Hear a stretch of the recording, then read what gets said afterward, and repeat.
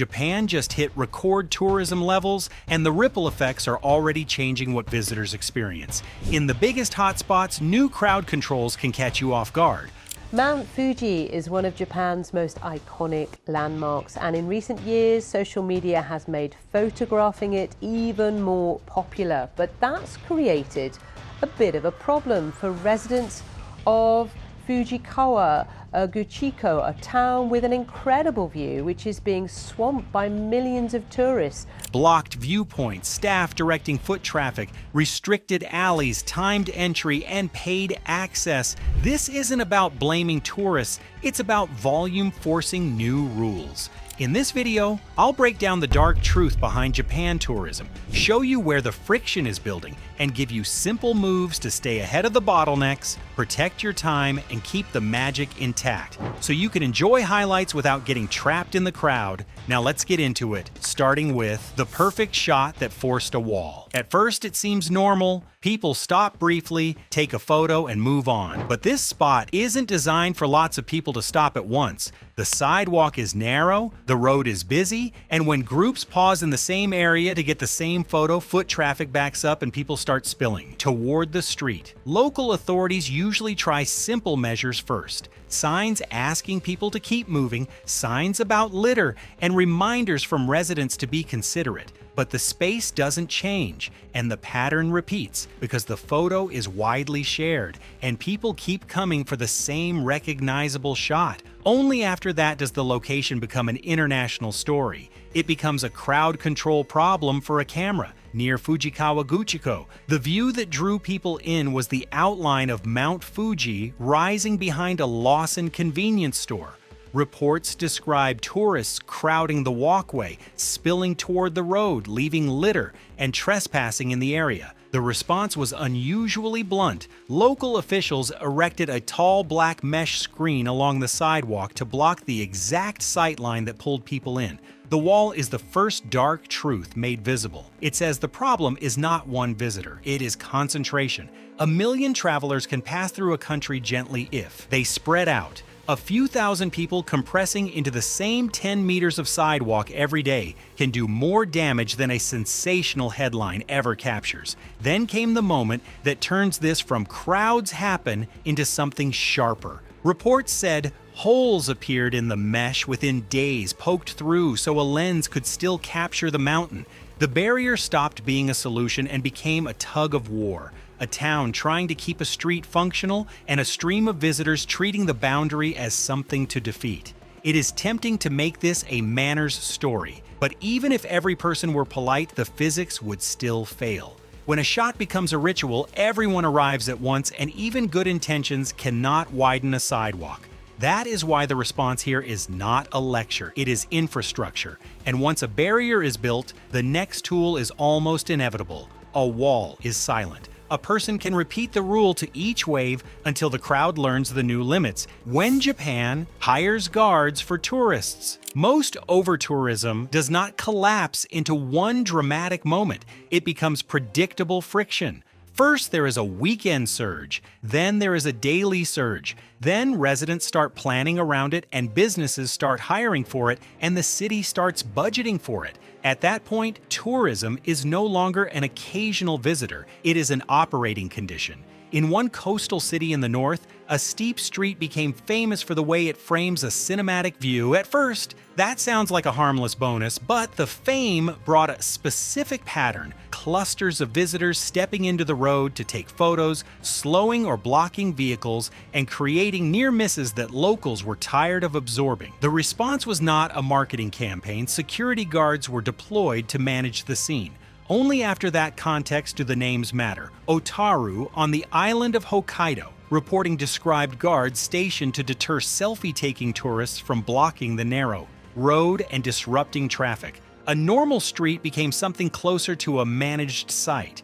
A guard does more than prevent an accident. It shifts responsibility. Without guards, residents carry the burden. They weave around clusters and accept delays. Drivers carry the burden. They brake and inch forward and hope no one steps out at the wrong moment. With guards, the burden moves to the city's budget and to workers tasked with repeating the same instruction all day. It also changes the emotional feel of travel. Some visitors see a guard and assume the spot is an attraction built for them. Others feel watched and get defensive, even if they were not doing anything wrong. Both reactions are understandable, and neither reaction restores the original normal street. The uncomfortable truth is that tourism today often includes production. People are not only seeing a place, they are producing proof of presence. A street becomes valuable because it generates a recognizable shot, and that value is social, while the costs are local and immediate. When those value systems collide, a uniformed person becomes the interface between vacation mode and workday mode. If a guard is needed for one street, imagine what happens where the shot is not a slope, but an entire neighborhood with people still living and working behind the scenes.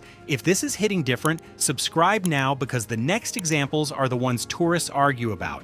And comment, are you planning Japan this year or have you already gone? Tell me which city and I'll pin the best advice people share down below, where curiosity turns into intrusion. Some tourism conflict is loud: blocked roads, long lines, and angry posts online. The deeper conflict is quieter. It happens when visitors treat a living neighborhood as an open set and residents realize they are losing control over their own space. There is no single dramatic incident, just a slow erosion of privacy and routine. Pressure like this became visible in an old cultural capital. In an area famous for traditional entertainment and narrow lanes, authorities introduced restrictions that keep tourists out of certain private alleys.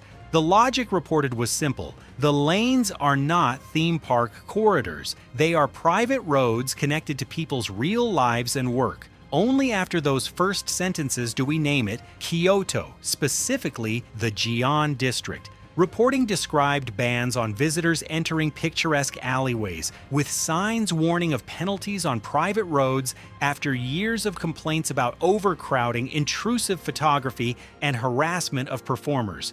This is a key Japan-specific dark truth. Much of the magic visitors describe relies on places that still function as neighborhoods. People come because it feels intimate and human, but intimacy does not scale. The more famous a hidden lane becomes, the more aggressively it must be protected to remain livable. That protection can feel disappointing to visitors and necessary to residents at the same time. There is also a misreading that happens here. Many travelers assume that if an alley is open, it is public. Many residents assume the boundary is obvious because it has always been obvious to them. When assumptions collide, the system hardens. First, it is signs, then it is staff, then it is rules. A ban is a blunt tool, but it is also an admission. The soft version stopped working.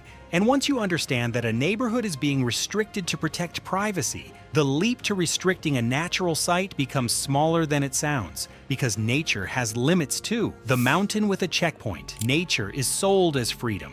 You leave the dense city, you breathe different air, you climb, and you feel earned awe. But famous nature does not stay free forever, especially when the season is short and the fame is global. Trails wear down. Rescue services get stretched. Trash and erosion concentrate where everyone steps. On the most iconic climb here, authorities introduced an entry system that is closer to managed access than casual wandering. Official guidance for climbers describes a required payment of 4,000 Japanese yen per person per session and advanced registration procedures through a pre-registration system. We can name it now, Mount Fuji. The more interesting story is not the fee itself, it is what the fee represents. The mountain is being treated as a managed resource. That shift happens when voluntary good behavior does not scale. There are several reasons a fee and pre-registration can make sense, even if it feels unromantic. It creates a mechanism to fund safety and maintenance. It makes the climb feel like something you plan rather than something you impulse. It creates data, how many people are coming, when, and through which routes. Data is the first step in managing pressure, but there is also a quieter implication. Managed access creates levers. A fee can be raised. A pre-registration system can be tightened. Entry times can be restricted. None of those moves require a grand debate once the concept of managed access is accepted. When pressure rises, officials can turn knobs rather than reinvent the system. This story keeps returning to the same pattern: soft cooperation until cooperation fails under volume, then visible systems to keep daily life from breaking. That pattern has a name, even if it is rarely said out loud: the hidden rule behind Japan's smoothness. People often credit order to technology, but much of it is cooperation. Shared spaces run smoothly because many people follow unwritten norms: how to queue, how loudly to speak, where to stand, how to move through a station corridor without turning it into a confrontation. Those norms do not need constant enforcement when most participants share them. Tourism is not just movement. It is a temporary mixing of rule sets. Visitors arrive with different defaults, and most are not trying to be disrespectful. The issue is that tourists do not feel the same social consequences residents feel, and they often cannot read subtle signals locals understand automatically. In a culture where direct confrontation may be avoided, silence can be misread as permission. That gap is why guidance here often shows up as design. A floor marking tells you where to stand. A pictogram tells you what not to do without translating a paragraph. A polite sign asks for quiet, for distance, for patience. These are gentle controls, and they work best when pressure is moderate. When pressure rises, design gets reinforced by people. Staff appear at stations and hotspots. Workers are paid to repeat instructions that used to be shared knowledge. And when staff are not enough, rules arrive: restricted lanes, paid entry, and bans. That escalation is not unique to Japan, but it is unusually visible here because the baseline is so cooperative. This is why the dark truth can feel invisible to tourists. Visitors experience the front end: clear signs, fast trains, and organized streets. Residents and local governments experience the back end: staffing, maintenance, cleanup, and the fatigue of having one's environment treated as a product. To see the hidden rule in action, look at the places where the country tries to avoid confrontation. The system often chooses clarity over conflict. Instead of arguing with every traveler, it makes the right behavior obvious and hopes the crowd will follow it. That is efficient, but it has a limit, and the limit appears as soon as the scale becomes structural, the signs that became necessary. At first, you might not notice them because they are designed to blend in. They look neutral, almost polite, even when they are asking you to stop. But in crowded areas, the message becomes obvious. These are not decorative signs, they are pressure valves. The instructions repeat because the problems repeat. Do not block entrances. Do not stop mid-walkway. Keep voices down. Do not trespass. Do not photograph where privacy matters. None of that is shocking. What is new is how often it has to be said and how many languages it has to be said in. This is the preferred style of control here. Instead of escalating every moment into an argument, the system tries to make expectations clear and let the crowd self-correct. Pictograms help because they bypass language. Floor markings help because they prevent a bottleneck before it forms. When that gentle layer stops working, the harder tools appear: walls, guards, fees, and bans. And those tools are appearing more often because the scale is no longer small. It is measurable, and it is rising. Record tourism is now the baseline. Numbers feel abstract until you connect them to sidewalks and platforms. Infrastructure does not care whether a person is local or visiting. It cares how many bodies can move through at once without turning the day into a struggle. At a certain scale, tourism becomes structural. In 2024, Japan recorded 36.87 million international visitors, exceeding the previous record set before the coronavirus disease. In 2025, Reuters reported a record 42.7 million tourists, the first time the annual total surpassed 40 million. When records stack like that, the story shifts. You're not managing a spike, you're managing a new normal. Businesses hire differently, airlines plan differently, city governments build different assumptions into budgets and staffing. The system begins to expect the crowd. This is also why local frustration can rise even when tourism brings money. Benefits are broad: jobs, revenue, and energy for restaurants and shops. But pressure concentrates in specific corridors. The same train lines, the same bus routes, the same narrow lanes, the same seasonal highlights. Residents feel the concentrated burden more intensely than the distributed benefit. And record totals create social proof. A person who is undecided sees that everyone else went. A person who planned to wait decides that now is the best time. The idea of a perfect season becomes self-reinforcing. The crowd becomes both the reason to go and the reason the trip becomes harder. One reason the boom accelerates quickly is that travel decisions are not only cultural, they are economic. Sometimes a destination starts to feel like it is on sale, and that changes volume fast. When Japan feels like a bargain, people rarely say it bluntly, but value matters. When a trip feels affordable relative to expectation, demand rises. That does not make travelers shallow. It makes them human, and it shapes pressure in ways that are visible on streets and in shops. Japan's tourism boom has been widely linked to a weak Japanese yen, which makes spending feel easier for many international visitors. A meal feels cheaper than expected. A shopping street feels tempting. A rail journey feels worth adding because the mental budget has more room. There is a subtle consequence. A destination can become a bargain for outsiders while becoming more strained for locals in the most visited areas. Even without claiming specific rent numbers, you can observe how incentives shift. Businesses in crowded zones optimize for quick turnover. Menus simplify for faster service. More storefronts sell items designed for short-term demand. The neighborhood becomes more legible to visitors and less centered on residents. The bargain effect also compresses time. People decide to go now, not later. That creates surges, especially around the most photographed seasons. The surge then triggers more management tools because the system has to keep functioning whether visitors arrive slowly or all at once. If currency makes volume easier, spending makes volume more politically and economically attractive. That is where the story moves from popular destination into national engine. Tourism as Japan's export you can walk through. A place can welcome visitors as cultural exchange. It can also treat tourism as a strategic economic sector. When spending reaches extraordinary levels, it reshapes incentives because the money is measurable and tempting. Reuters has described visitor spending in Japan as record-breaking in recent years, including 8.1 trillion Japanese yen in 2024 and a record 9.5 trillion Japanese yen in 2025. When a sector produces that much, it attracts attention and it becomes easier to justify policies that keep the engine running. More direct flights increase capacity. More multilingual services reduce friction. More cashless payment options make spending smoother.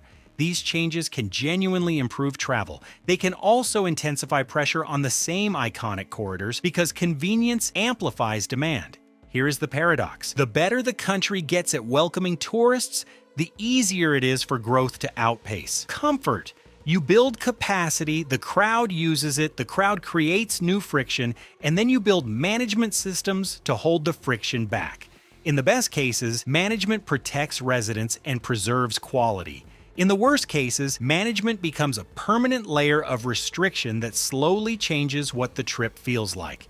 This is why the next sign matters so much. When the cost becomes visible to tourists, not hidden in a price, but listed as a line item that admits the trip has external costs. The city that put over-tourism on the receipt. A city can tolerate pressure for a long time before it makes that pressure visible in policy. That is why taxes are revealing. A tax says this activity has costs and we need a stable way to cover them. It also says we do not believe the pressure is temporary. In Kyoto, multiple hotel notices describe a revision of the city accommodation tax effective for stays on or after March 1st, 2026. The revised rates are tiered with higher taxes for higher-priced rooms and substantial increases at the top. Notice how different this feels from a sign telling people to be polite. A tax is not guidance. It is a structural tool. It shifts part of the burden from residents to visitors, at least in theory. It also creates expectations. Visitors who pay a tourism-related charge may expect better management and smoother travel. Residents may expect fewer crowds and less disruption. A tax becomes a promise, and promises are hard to keep when the underlying driver is volume. There is a second-order effect that is easy to miss. Once a city budgets around tourism tax revenue, it can become dependent on it. If over-tourism funding supports transport improvements and crowd control, reducing tourism reduces the revenue that pays for those measures. pressure creates management systems. Management systems require funding. Funding can then incentivize continued volume. The loop is not evil, but it can be sticky. The tax also hints at something else. If the burden is being priced, the destination may start to shape demand more directly, not only through rules, but through cost. That is a quiet form of management, and it connects to the most powerful unofficial system shaping modern tourism here, the funnel of itineraries, the golden route that turns Japan into a funnel. People plan efficiently. They choose what is easy to reach, what friends recommend, what guidebooks highlight, and what short videos make look effortless. The result is a pattern so consistent it functions like a track. Millions of visitors flow through similar sequences, often within a limited number of days. Japan's geography offers enormous variety, but the global itinerary compresses demand into a handful of famous cities and seasonal events. When you compress millions into the same corridors, the country can feel overwhelmed even though many areas remain calm. The dark truth is that a respectful visitor can still contribute. To strain simply by arriving at the same hour as everyone else. This is not only about landmarks, it is about transit and daily life. Transport systems are efficient, but they are built around local rhythms. When tourist peaks overlap with commuting peaks, friction rises quickly. Buses fill, station corridors tighten. Even a polite crowd can be stressful when it becomes constant. Modern media intensifies the funnel. A handful of shots becomes symbolic, and the symbolism synchronizes movement. People arrive at the same time of day for the same angle because they are chasing the same online proof. That is why small places can become overwhelmed faster than their infrastructure can adapt. This funnel effect also shapes the local economy. Businesses in the densest corridors optimize for visitor demand, faster service, more multilingual signage, and more products designed for short-term purchase. That can be profitable, but it can also make a neighborhood feel less like itself. This is where residents sometimes describe a subtle loss, not a single crisis, but a gradual shift in what the streets are for. And while the funnel is largely behavioral, another force can reroute pressure overnight: geopolitics. Japan's tourism boom is not only a story of desire, it is also a story of volatility when Japan tourism meets politics. Travel feels personal, but flows are shaped by forces outside the traveler's control. Airlines change capacity. Governments issue advisories. Public sentiment warms or cools. A diplomatic dispute becomes a headline, and suddenly a market shifts. Reuters reported that Japan recorded an all-time high for tourist arrivals in December of 2025, even as visitors from China fell sharply, describing a drop of roughly 45% from that market in that month, linked to political tensions and advisories. The details can change with the news cycle, but the lesson is steady. A boom contains vulnerability. A sudden drop can hurt. Businesses that hired staff expecting record seasons. A sudden surge can overwhelm cities that already feel stretched. A sudden redirection can move pressure to smaller towns that were not prepared. This volatility is one reason management tools are attractive. Fees, registrations, and controlled entry create predictability. They allow authorities to plan staffing and maintenance. They can also be adjusted quickly when pressure shifts, which is useful in a world where trends and tensions can change travel behavior faster than infrastructure can change.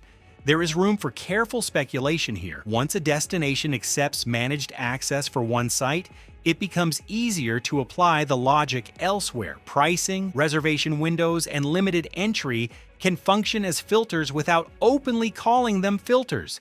They can protect quality. They can also reshape who gets to experience the most famous moments, especially if price rises or access becomes more complex. If you look back at the evidence so far, the responses are not random. They are a toolkit. Block the view when the view creates danger. Place guards when the crowd blocks roads. Restrict lanes when privacy breaks. And manage entry when nature is strained. That toolkit leads to a question travelers rarely ask while planning. What is being protected and what is being given up? Japan is still welcoming, and a thoughtful trip can still feel rewarding. The dark truth is that volume changes the rules, and the rules change the experience. A mesh screen by a sidewalk, guards on a hillside road, private lanes closed in an old district, a fee and pre-registration for a famous climb, and a city tax that rises with room price are not random. They are signals that daily life is being defended with systems. If you travel here now, the most respectful thing you can do is practical. Spread your timing, avoid bottlenecks, and treat boundaries like someone's home. If this opened your eyes, don't just scroll past it. Drop a comment and tell me. Would you still visit these hotspots knowing what's happening behind the scenes? And if you've been to Japan recently, I want the real story. What did you notice that travel videos never show? Hit like if you want more deep dives like this, and subscribe because the next part gets even wilder.